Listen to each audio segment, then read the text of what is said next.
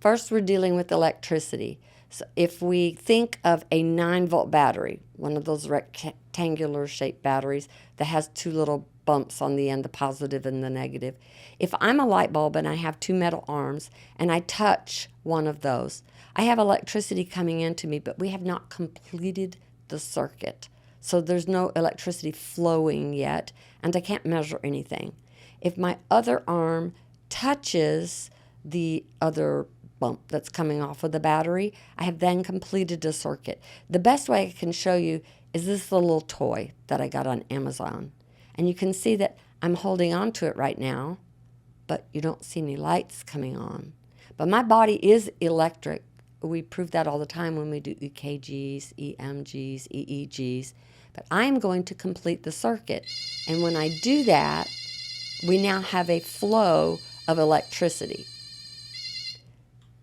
It's a cool example of what we do.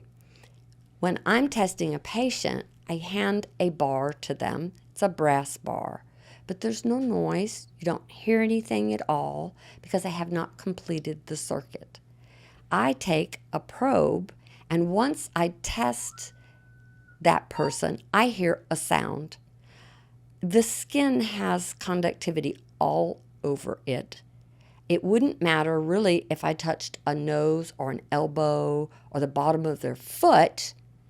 I would get a sound. I would also get a number value, but it wouldn't have any meaning for me because I'm used to dealing with very specific points. This point on my hand has to do with the top teeth on this side of my body.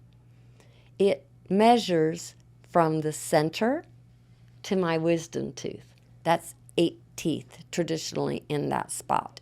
It doesn't tell me which area, so I have to have the patient touch a specific tooth.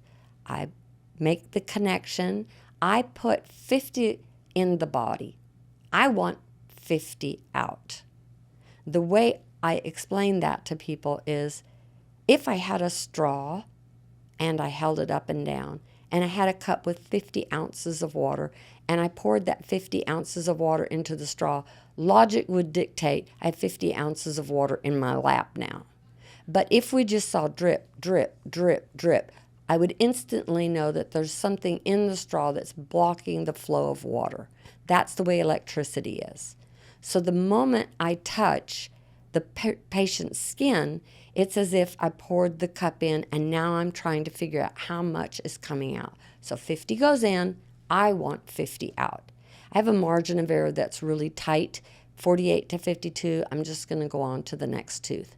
They touch a tooth, I touch the point for the top teeth. We take a reading now. 50 went in, how many came out?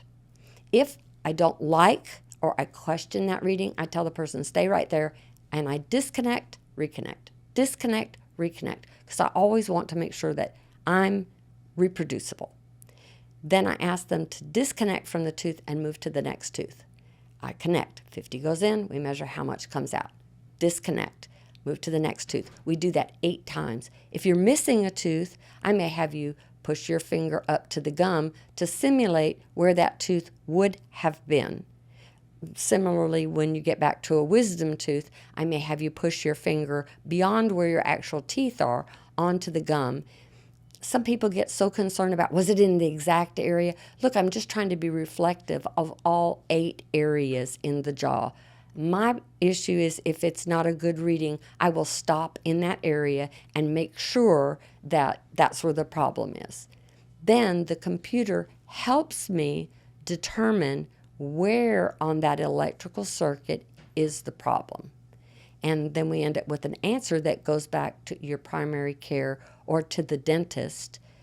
Sometimes those are connected, sometimes they're not. A dentist may have to remove a mercury filling in order for the physician to be able to do chelation and get heavy metals out of the body, because that mercury filling is the continual source of mercury. So it makes sense that things are done in a logical order.